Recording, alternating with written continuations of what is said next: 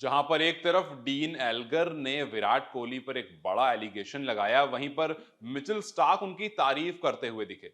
Dean Elgar की statement आपको अब तक पता चली गई होगी, नहीं तो बाद में बताऊंगा, पहले स्टार्क की थोड़ी ज्यादा इंपॉर्टेंट है।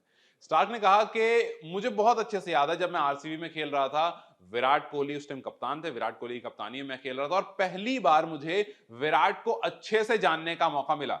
मैंने अब तक विराट को वो अग्रेसिव विराट देखा था। मैंने अक्सर अब तक विराट को देखा था जो एक कॉम्पिटिटर है, जो आपके सामने आपकी आंखों में आंख मिला करके देखता है। लेकिन जब मैंने आरसीबी में उसको देखा तो मैंने उसको पूरी तरह से जाना और फिर मुझे समझ में आया कि यार ये बंदा तो ऑफ द फील्ड कुछ और ही है। मतलब आप ऑन फील्ड देखोगे तो आपको नहीं लगेगा कि विराट किसी के साथ भी वार्म वाइब शेयर करते हैं, सबके साथ कोल्ड वाइब रहती है, सबसे बिल्कुल दूरियां बनाकर रखते हैं और सबसे कंपटीशन रहता है। अगर आप उनके ओपोनेंट हो, मतलब आप नहीं चाहोगे उनका ओपोनेंट होना, अगर आप उनके ओपोनेंट हो इट मींस कि देयर इज अ ट्रबल। लेकिन वही अगर आप उनसे बाहर मिलते हो तो he is a very humble guy, very warm guy of the field. और ये विराट को खास बनाती है कि भाई आप फील्ड पर आप उनसे मतलब बेहतर भी कोई नहीं और उनसे खतरनाक भी कोई नहीं है, और ऑफ द फील्ड उनसे अच्छा कोई नहीं, उनसे वार्म कोई नहीं, उनसे अच्छी हॉस्पिटैलिटी कोई नहीं करता है अगर आप उनके पास या उनके आसपास हैं तो। और जब उनसे पूछा गया कि एक वर्ड में आप विराट को कैसे डिफाइन करोगे, उन्होंने बोला फियर्स कॉम्पिटिटर। तो देखिए, आपको मिचेल स्टार्क ये बात कह रहे हैं जो कि खुद ऐसा लगता है एक चट्टान सा आदमी है। वहीं दूसरी तरफ डीन एल्गर का वो एलिगेशन याद आ जाता है मुझे, जब उन्होंने कहा था कि विराट कोहली ने मेरे ऊपर एक बार थूका था और मैंने विराट कोहली को खूब गुस्से में कहा था कि if you do it again I with this bat, you know what I am saying. तो और फिर उसका काफी गुस्सा गुस्सा हुआ था उनमें। और फिर उसके बाद वहां पर एबी डिविलियर्स थे जिन्होंने डीन एल्गर का साथ दिया था और विराट को जाकर के कहा था कि why are you doing this to my player, you can not behave this way, आप इस तरह से बिहेव नहीं कर सकते हो मेरे खिलाड़ी के साथ, आप ऐसा क्यों कर रहे हो।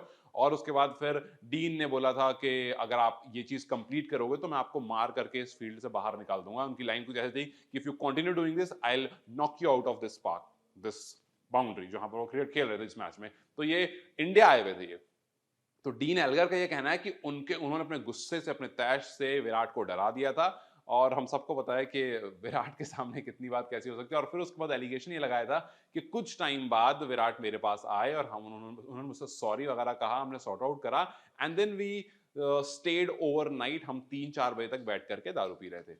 विराट के बारे में ये बात कहना कि वो अल्कोहल कंज्यूम कर रहे थे, ये बहुत बड़ा एलिगेशन हो जाता है बिकॉज वी नो कि how serious he is towards his fitness. वहीं दूसरी तरफ जब मिचेल स्टार्क का ये बयान आया कि विराट ऑन द फील्ड जैसे भी हैं, ऑफ द फील्ड बहुत काम, कंपोज, रिलैक्स्ड हैं, तो अब आप खुद ही समझ लीजिए कि एक तरफ मिचेल स्टार्क जैसा खिलाड़ी जो कि खुद फियर्स कॉम्पिटिटर है, जो कि खुद आपको अगर ऑन फील्ड दिखता है तो वो आपको डरा देगा अपनी गेंदबाजी से, अपनी आंखों से, अपने एक्शन से।